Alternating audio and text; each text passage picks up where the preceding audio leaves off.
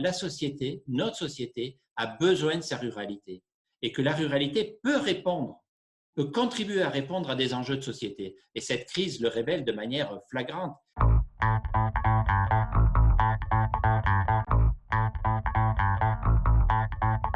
Sénateur Bernard Delcros, vous qui êtes un défenseur et un acteur important de la ruralité, on redécouvre en ces périodes de crise les atouts de la campagne, mais se pose une question qui vous est chère, c'est celle des services dans la ruralité. Bien sûr, effectivement, cette crise accélère en quelque sorte une prise de conscience sur le rôle que peut jouer la ruralité dans notre société. Et beaucoup de citoyens, d'ailleurs, s'interrogent sur les choix de vie, sur la qualité de vie.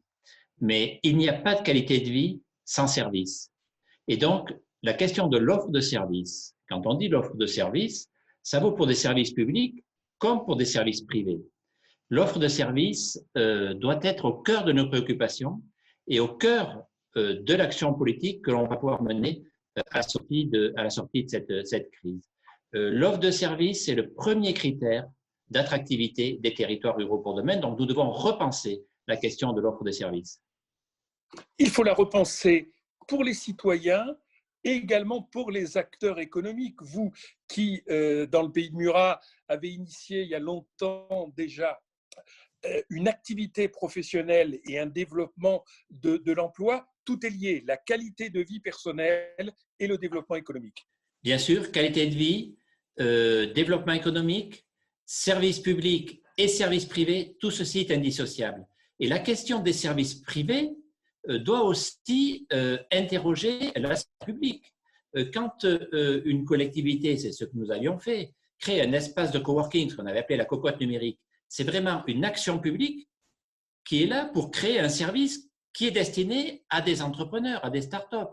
Quand on parle de l'offre de soins, qui est franchement le service, le premier service de première nécessité dans les territoires ruraux, ça concerne aussi bien les services publics à travers les établissements que l'offre privée à travers la médecine de ville. Et si on veut demain pouvoir assurer un accès aux soins de premier secours avec la médecine libérale, il faut que la sphère publique, l'État comme les collectivités, s'emparent de ce sujet aussi. C'est pour cela que la question de l'offre de services qui doit être au cœur de nos préoccupations, elle s'adresse effectivement à la fois aux citoyens, à la fois aux acteurs économiques, et l'État, comme la sphère publique, doit s'investir à la fois dans l'offre de services publics comme dans l'offre de services privés. Tout l'intérêt de votre propos, c'est de montrer qu'en cette période de crise, les campagnes ne sont pas qu'un espace de refuge et ne doivent pas être qu'un espace d'accueil d'un exode ponctuel. Bien sûr, bien sûr. C'est ce que défendent d'ailleurs les acteurs des nouvelles ruralités depuis longtemps.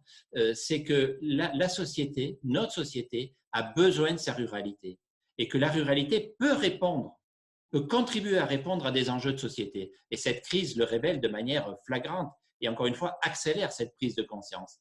Donc, c'est aussi une opportunité à saisir, à la fois pour la ruralité, mais aussi pour la société. Et donc, il faut que nous sachions rebondir cette situation, saisir cette opportunité, mener les actions politiques qui permettront demain à la ruralité de pouvoir remplir ce rôle, jouer ce rôle dont notre société a besoin. Actuellement, depuis quelques jours, le gouvernement prône le dialogue avec les élus de terrain, avec les maires particuliers. Vous qui les connaissez, vous mesurez encore plus ce que vous défendez, à savoir le rôle social, le rôle de proximité auprès des aînés notamment.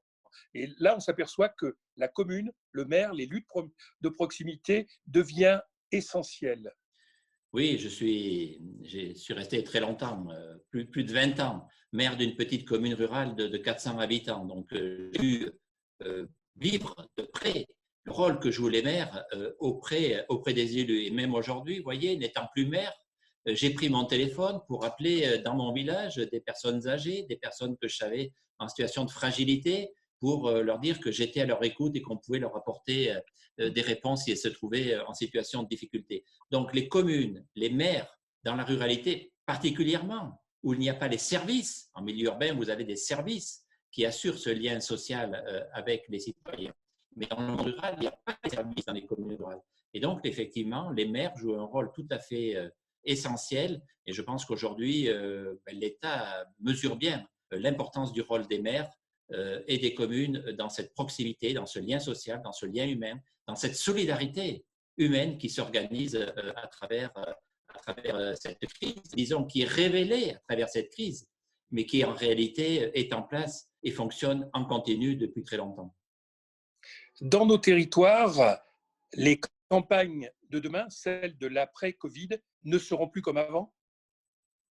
Écoutez, j'espère que ce que révèle cette crise, la crise ne fait que le révéler en fait, elle ne le crée pas, mais ce que révèle cette crise, je souhaite vraiment de tout cœur que ça serve, que ça permette à l'ensemble des responsables politiques nationaux de saisir cette opportunité pour enfin donner les moyens à la ruralité de jouer pleinement son rôle dans la société. Donc je pense qu'on a une opportunité à saisir, je le redis, qui n'est pas seulement une opportunité pour la ruralité, qui est une opportunité pour notre société, pour la société française, pour le pays tout entier. Et donc, en tous les cas, j'y apporterai ma modeste contribution pour ce qui est révélé par cette crise devienne demain un engagement politique en faveur de la ruralité et en faveur de la société. Dernière question, l'activité parlementaire se poursuit normalement avec le télétravail? Alors, l'activité parlementaire se poursuit de manière intense, presque plus intense en ce moment.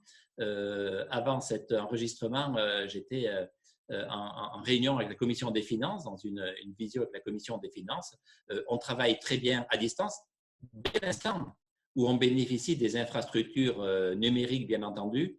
Et je pense que là aussi, cette situation créée finalement obligée en quelque sorte par la crise de travailler à distance, servira de base pour construire une autre façon de travailler, un autre modèle. En fait, on travaille à distance, même si parfois on a aussi besoin de se rencontrer, bien entendu, mais quand on peut tenir des réunions à distance, eh bien, c'est à la fois de l'économie de temps, de l'économie de stress, de l'économie de gaz carbonique rejeté dans l'air et de l'économie aussi de dépenses. Donc, on voit bien que, en gros, et c'est l'espoir que je forme pour l'avenir, c'est qu'à travers cette crise, ensemble, on peut construire un nouveau modèle de société, un nouveau modèle de développement, un nouveau modèle économique qui repose sur des valeurs dont on mesure aujourd'hui de près avec cette crise l'importance.